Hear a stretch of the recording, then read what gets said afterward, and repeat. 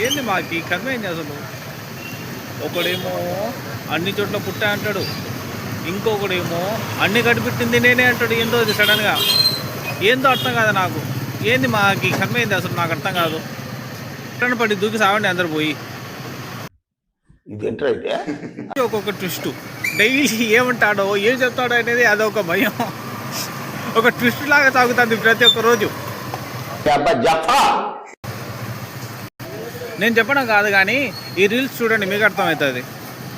ఒకటి తర్వాత ఒకటి, బై వన్ గెట్ వన్ లాగా ఒకటి తర్వాత ఒకటి వస్తానే ఉంది వీడియోస్. చూడండి ఒకసారి, మీకు అర్థమవుతుంది.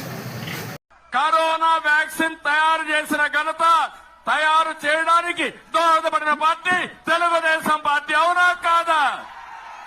రే నేనే బెటర్ రా, కాస్త వెనక ముందు ఆలోచిస్తున్నాను.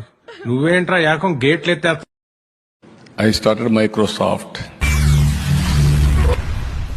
ఏమిటండి మీరు మాట్లాడేది? Then Nadella Satya started working there.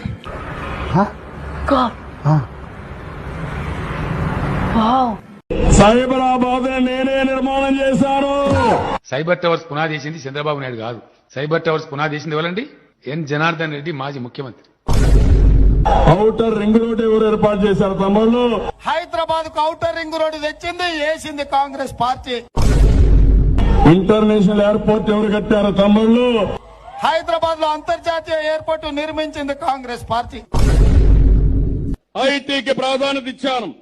IT కూడా చంద్రబాబు నాయుడు పీకింది ఏమీ లేదు. హైదరాబాద్ సిటీకి ఉండేటువంటి స్వాభావిక భౌగోళిక అడ్వాంటేజ్ వల్ల ఐటీ అనేది హైదరాబాద్ రావడం ప్రారంభమైంది. అమ్మ నాకు అదే సంగతి. హైదరాబాద్ అయితే భారతదేశంలో నెంబర్ 1 సిటీగా తయారైందంటే ఆ రోజు నేను ఇచ్చిన విజనే దానికి కారణం. సపోజ్ హైదరాబాద్ లో అంత డెవలప్మెంట్ చేస్తుంటే ఆంధ్రప్రదేశ్ లో ఎందుకు చేయలేకపోయారు? ఆడు ప్రపంచంలో ఏదని చెప్పేస్తాడు. ఇప్పుడు నేషనల్ హైవేస్ రోడ్స్ ఉన్నాయి. ఆ రోజు నేను సజెస్ట్ చేశాను. ఆ రోజు నేను సజెస్ట్ చేశాను ప్రధానమంత్రికి. లేదంటే టెలికమ్యూనికేషన్ సెక్టర్. నా జీవితాంతం గుర్తుపెట్టుకునే కొన్ని సంఘటనలు ఉంటాయి. ఏం తమ్ముళ్ళు, హైదరాబాద్ ఎవరు డెవలప్ చేశారు? నేనే కదా డెవలప్ చేసింది. గుండాలి ఎడన దుంకి సావాలి వీళ్ళంతా పోయి.